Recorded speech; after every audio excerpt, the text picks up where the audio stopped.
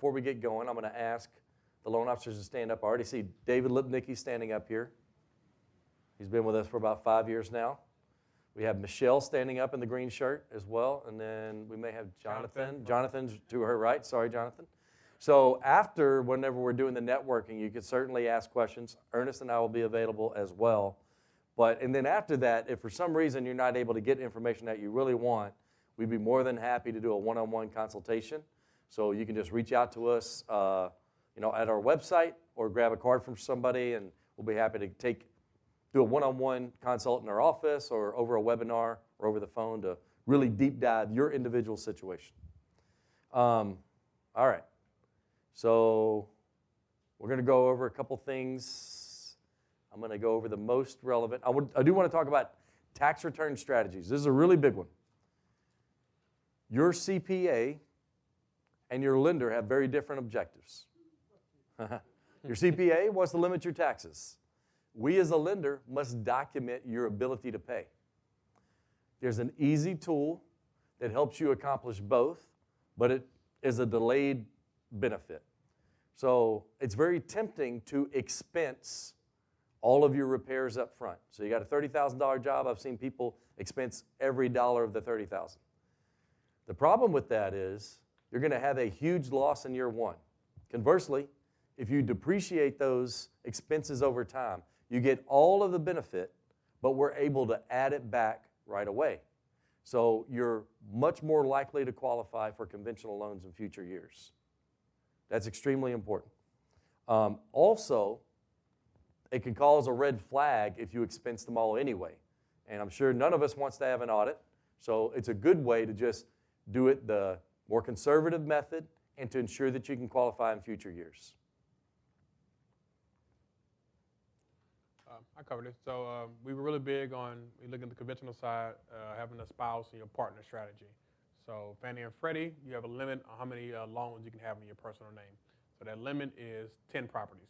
So if you and your spouse can qualify individually, we always encourage you to do 10 in your spouse's name and then do 10 in your name. That way you can take full advantage and get the 20 properties and get the best pricing that conventional has to offer.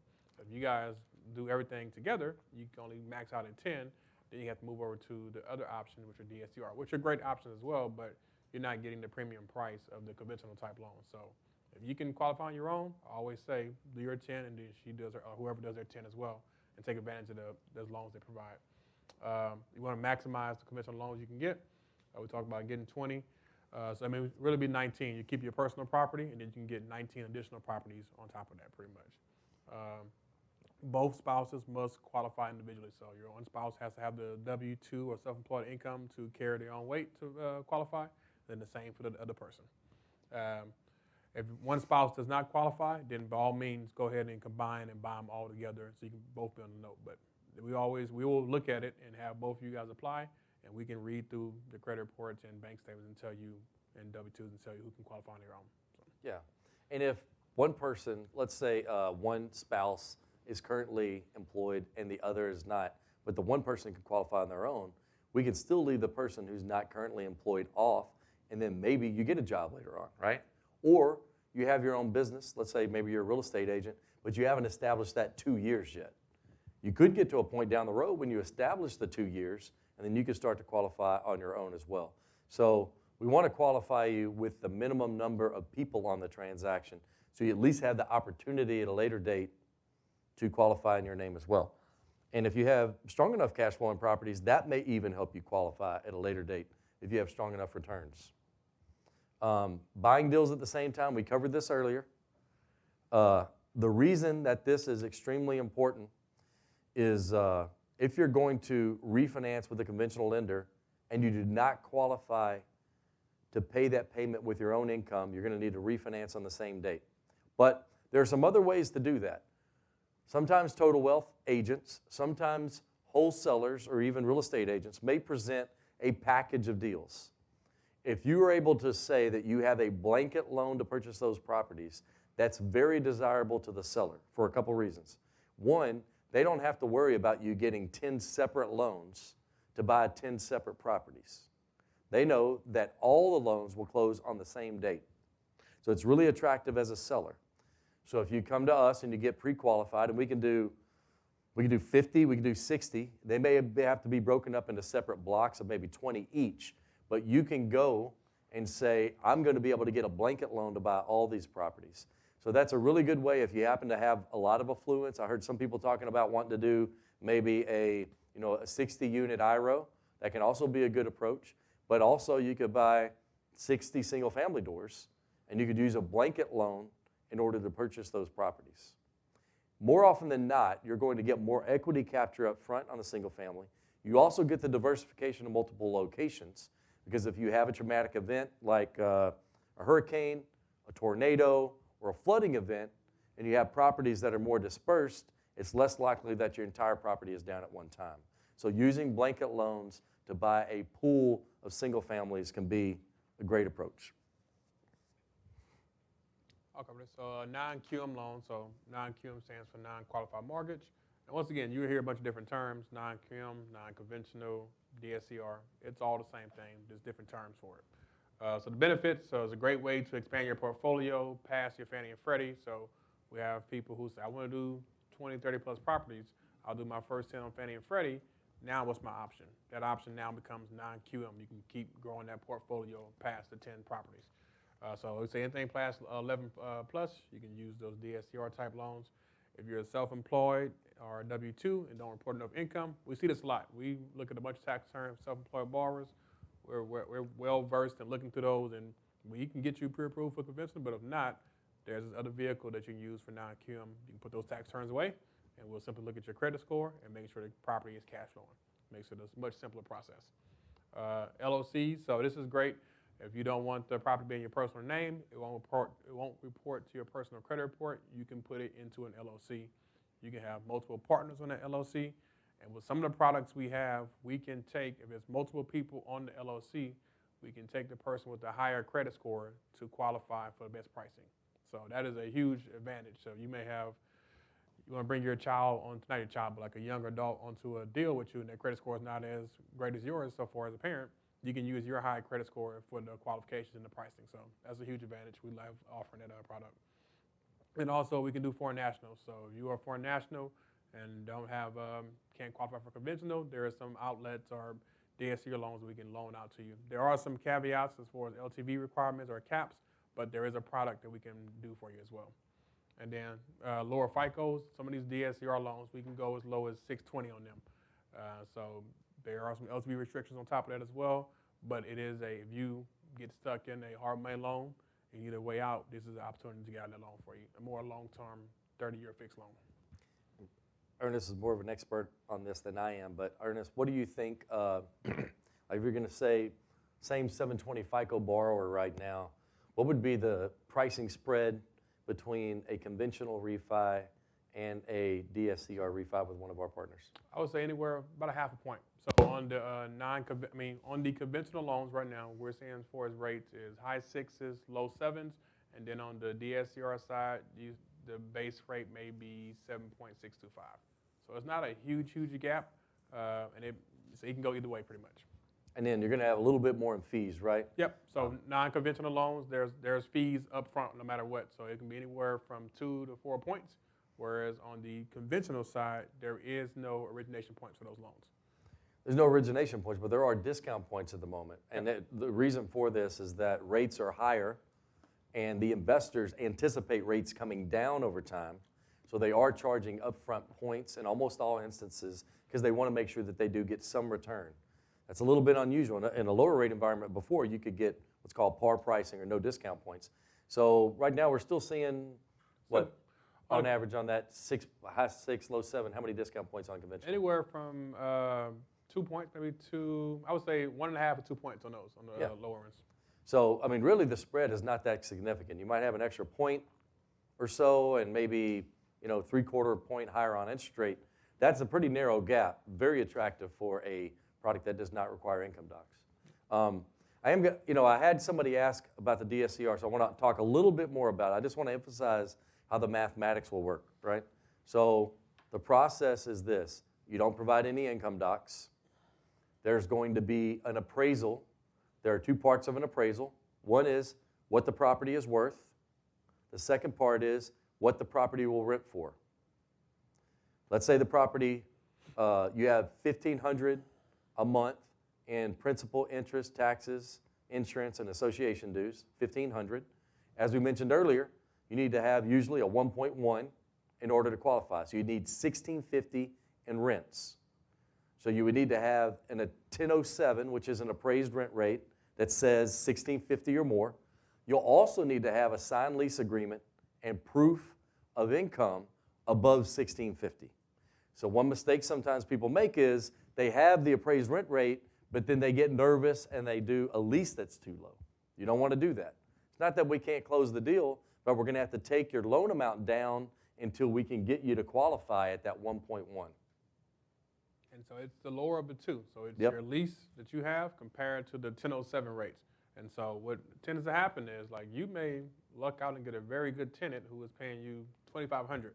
That's good cash flow for you, but they're providing you a 30-year loan based on what their property cash flow. So after 12 months, you may not be able to find a tenant to pay the same amount. So they're going to take the comps in the area. So the comps may be more so like $2,000 as opposed to $2,500.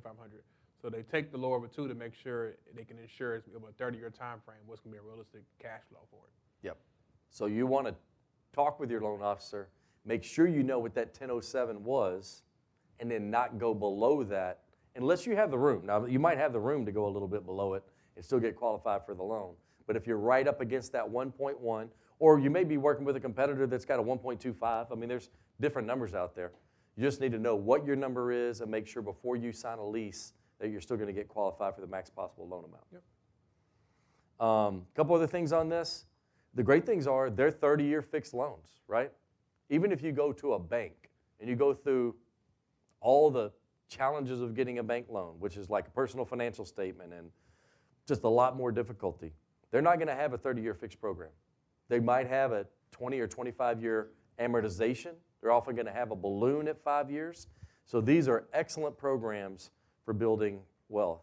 Origination points are a little bit higher. Small multifamily is allowed. We have a product going up to 9 units on that refi right now. We're looking for some products to go even above that, maybe get into slightly above those numbers. But the great thing about this product is it's a very aggressively priced product. And even if you're doing a 9 unit, you can still buy the prepayment penalty down to 1 year with just a quarter point. And just adding on, you can do a cash out refinance. If you have a rental property and you have equity in it, you can use this non-QM loan to do a cash out and be able to go invest more without having, again, providing tax returns, W-2s, all that stuff. So it's a good product. Yep. So we have a Airbnb short-term rental loan. I think somebody just asked about this. So they didn't. Short-term rental loans do not include long-term leases, and so properties rented out on a temporary basis, such as vacation rentals. So you can do a short-term rental, but it does maybe cap you out at certain LTVs if you don't have a lease in place for it. So we do have products available for that. One of the hard things for Airbnb loans is when you're using these DSCR products, there has to be a long-term lease in place so they can verify what the monthly income is going to be. With short-term rentals, you get paid on a weekly or daily basis depending on who's in the property. So those are kind of hard to price out. But we do have a product that we can use it, but say this, it caps you out on the LTVs on there. Yeah. So at the end of the day, you're going to have a little bit higher FICO to qualify for that. And then you're often going to have more money down because the LTVs are not going to be as high. And if you think about it, it's because there's less security in the fact that they know a long-term lease is in place and that you're going to be able to pay your PITIA every month with your rents. Now, I will say some of the most profitable investment deals that we see and we hear people making are short-term rentals. Yep. They're very strong. And you might just have to be an extra 5% LTV out of pocket. So on a $300,000 deal, you're an extra $15K out of pocket. So then it's just a decision, are my returns substantial enough to warrant the extra $15K out of pocket on this $300,000 property? Now, admittedly, you might, on a $300,000 property, be able to get a DSCR loan, and maybe you do that for the first year and you switch. A lot of times people are looking to do these Airbnbs maybe in a little bit higher price point. So you do have to be a little bit better capitalized. But if you're a person who has a lot of money in order to put in the deals, these Airbnbs, I tell you, there are people that are printing money. I can't remember the exact stat we did, but I want to say we compared income on a short-term rental versus a long-term lease, and I want to say it was right about 60% higher return on the monthly. On average? Yeah, on average. So you're going to make some money on them, but like I said, there's some backside where you may be capped on the LTV, but you'll make that back typically with the return you get on a monthly basis. Yep. So one last thing on that. Sure. If you already have a short-term rental and you can show a history of income over 12 months, then that's a little bit more easy to get approved for. We can verify what the properties did with the income. But if it's a brand new short-term rental, that's where we kind of have the options where you kind of capped out on your LTVs. So we can't verify what the income is going to be future-wise on it. That's a good point. So what Ernest said there is if you've already had it as a short-term rental for a year, then we can document that. Also, if you're buying one that's been a short-term rental for a period of time, you can also document that. What you can't do is take one that's never been a short-term rental and then document the income. It just doesn't work that way. So blanket loans, I want to talk a little bit about this, a little bit more of a deep dive. So a blanket loan means that you can put multiple properties into one transaction. So you could have 18 properties that you either buy up front, like if there's a package being sold, you could buy 18 properties at once, or you could own 18 properties that are currently on individual mortgages. Maybe you did it with a bank, maybe they have a balloon, or maybe you're just wanting to do a cash out refi to fuel your real estate investment goals. You can use blanket loans for that. Great things about it are you get one easy payment. There are release provisions. One of the gentlemen in the back asked this question earlier. So typically the release provisions on these are going to be a 120% release provision. So I want to explain what that means. I'm going to use easy math. 10 properties, 10 $100,000 loans. Let's say that's $1 million blanket loan. If you want to pay off one of the properties, you would have to pay down 120%, which would be $120,000, right? So your new loan amount, they will recast the payment at the lower amount. So instead of it being on a $1 million loan, the new payment will be on an $880,000 loan. But you weren't able to get a 1-for-1 with paying it off. You have a 120% release provision. Does that make sense to everybody? But it's an excellent product, and you can pay individual properties out of it. And the great thing is the payment is recast with our options. Some options, the payment is not recast. And also, it's great because there's not a big fee for that. It's just you pay it down, and then the payment is able to be recast. And just to add on to that, you don't have to use for purchase only. You can, if you have built up a portfolio over time, and you want to combine all those separate properties in separate locations, you can add them under one loan. And at times, we start having multiple properties, you got to pay different taxes and insurance, and it becomes a lot.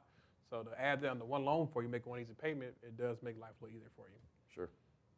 Because the point of this is to make life easier. The point is not to make it more difficult. And as your portfolio grows, you want to do everything you can in order to make it to where you can go on those vacations and you can have more time for family and have the lifestyle that you want. Single-family rental loans are underwritten on the strength of the net operating rental income of the real estate properties held as collateral, as well as the financial resources and property management experience of the borrower. So that's one thing to keep in mind whenever you start to get into some of these small multifamily deals that we're talking about. They may want to see some experience. So if you've done a couple single-family deals, you've done some flips, we want to be able to document that in order to show that experience level so that the investor is comfortable with it. But we have a lot of people who've already done a lot of deals, so that's easy. If you haven't, we have to come up with a strategy. Like maybe you don't dive into the deep end of the pool and buy an 18-unit small multifamily or a 9-unit right out of the box. You might do something a little bit smaller to build that experience up. So here's something that we definitely want to cover. Cash out refis to do more deals. So we often talk with borrowers and they're like, we say, how many properties do you want to buy? They say they want to buy 10. We say, how much cash do you have? I have $50,000. Well, unless you're getting each deal $5,000 out of pocket, that math is not going to work out. But the great news is everybody in this room that's owned a home more than 2 years has equity in their home. If you own it 3 years, it's probably pretty significant, right? In Houston, properties are up on average, I think 34% since COVID. Dallas, I think it's 55%. San Antonio, I think it's 34%. significant equity. So the question is, do I want to give up my low interest rate? Low interest rate is great for dinner party conversation, but it's not making you any money. So if you can take a lower interest rate loan and get cash out that fuels your investments, it can really be a powerful impact, right? So we're going to give an example here. Can anybody see that? I know it's tiny. My apologies. I'm going to walk through it.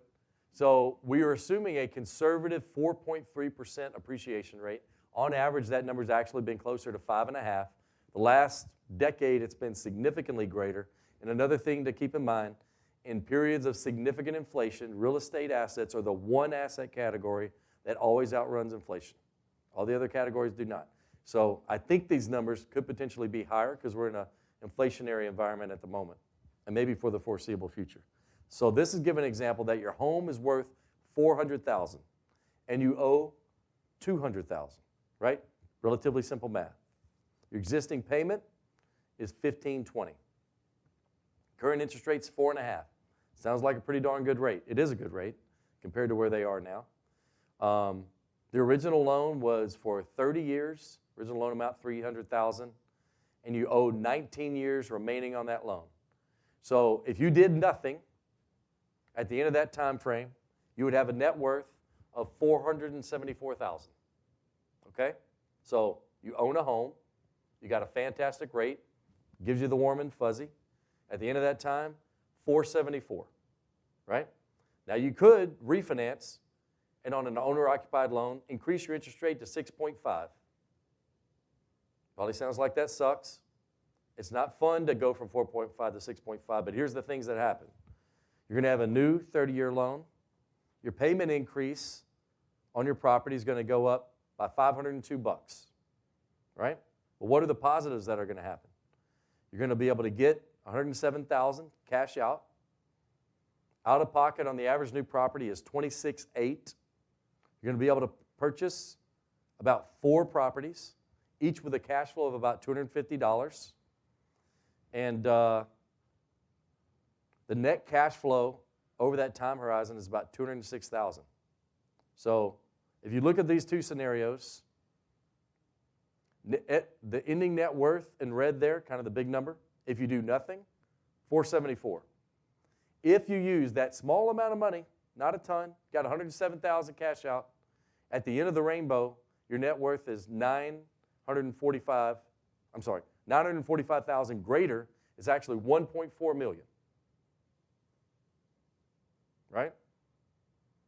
So how many people in the room think you have $100,000 in equity in your home? If you own your home for more than 2 years, you got it, probably. If it's a bigger home, 3 or 4 years, you definitely have it. So don't be afraid of increasing the interest rate. That's just a small factor in your overall financial situation. Because I think if somebody told you that for increasing your rate 2% and paying an extra $500 a month on your primary residence, you could have 3x the net worth, go from $474,000 to $1.4 million. Seems like an easy decision, right? And definitely the people in the back can help you with that, and we can help you with that. Any questions on that? I know I went through a lot of math. We will send out this presentation. If you reach out to us, we're happy to send it to you. You can deep dive the math, but it is very, very powerful. If you have equity in your home, it's the best way, easiest way to get into more deals. So we kind of covered this a little bit earlier, but we're really big about protecting your credit score so you can be able to leverage more in the future. So work with a lender that offers products that don't do multiple credit pulls. So when we get you pre-approved up front, you can be pre-approved for hard money, you can be pre-approved for conventional and non-QM. You will know your exit strategy up front. We'll have to re-pull your credit every 2 or 3 weeks to see what you're going to do. So that is a very important matter. If you're going to compare lenders, shop in a 30-day window. So the way it works is you have 30 days to get your credit pulled before those inquiries start to have an impact on your score where it may lower it. So then at 30 days, take advantage of that, shop around, and find a lender that best fits your long-term goal from investing. Don't make a purchase unless you absolutely have to. So this is talking about once you get pre-approved. If you don't have to make a big purchase, please don't in that time frame because it can interfere with what your pre-approval was set up for. But if you do, also get on the phone, talk to your LO, and they will kind of guide you through their process, tell you what you can and can't do. Focus on making sure all your bills are paid and credit utilization is low. So don't use your credit cards and charge them up. That all has an impact on your DTI. It has an impact on your credit score. During this time frame you're investing, try to lay off the credit card as much as you can. Or if you're going to use them, pay them off immediately. Then work with your, so if you have a credit repair agency, work with them to ensure the maximum credit score. And then so one thing we do is we pull your credit, we are able to get a what if scenario. So if you come in and your score is slightly lower than what's needed, we can do what's called a rapid rescore, which we'll give you some very clear-cut details on what to do, how to pay it, and how to do it. And once you do it, you give us information, and we can send that information to the credit bureaus, and your credit score will change within a 3 to 4 day period. So that is a very big tool where you can apply, like, hey, you're barely short by 10 points. Go do this. If you go do it and follow directions, you can get your score raised up for you. Yeah. One of my favorite things I've heard Steve say is don't buy toys, buy assets that buy you toys, right? So whenever you're in the middle of the process, everybody can eventually have toys, but if you buy toys first, you never build wealth, right? So especially in the middle of the process, don't get tempted by doing that. So another thing is diversify your properties. And I think one thing we see people do is they really want to buy properties, but they're looking for a perfect property. And I'll be honest with you, if I could go back in time whenever I first started doing this, 2012, 2014, buying properties, every one I passed up because I thought it was $2,500 too expensive or $5,000 too expensive. Do you think I wish I would have bought them? Yep, 100%. I should have bought twice as many. It was a mistake. So don't get overly fixated in the repair budget coming back $2,500 higher or something that's really minuscule, because you have an opportunity cost of your time.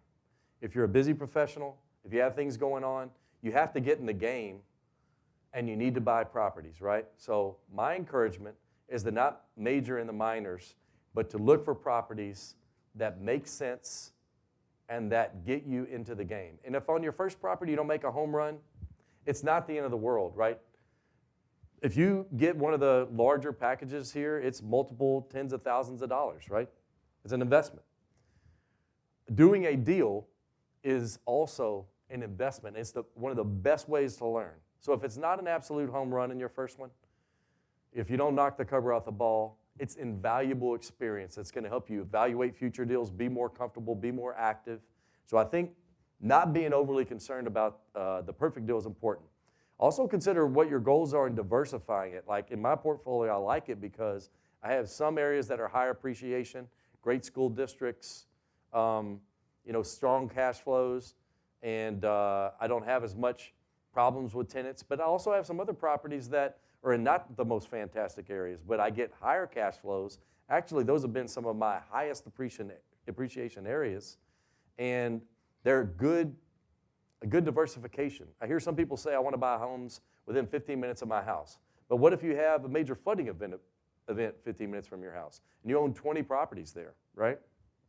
I remember Bear Creek, the attic spillway was released into Bear Creek, and that area had never flooded. Nobody had flood insurance, right? I had owned a couple properties there. It had to come out of pocket because I couldn't get it. I didn't have flood insurance on them. What if you own 20 properties in Bear Creek?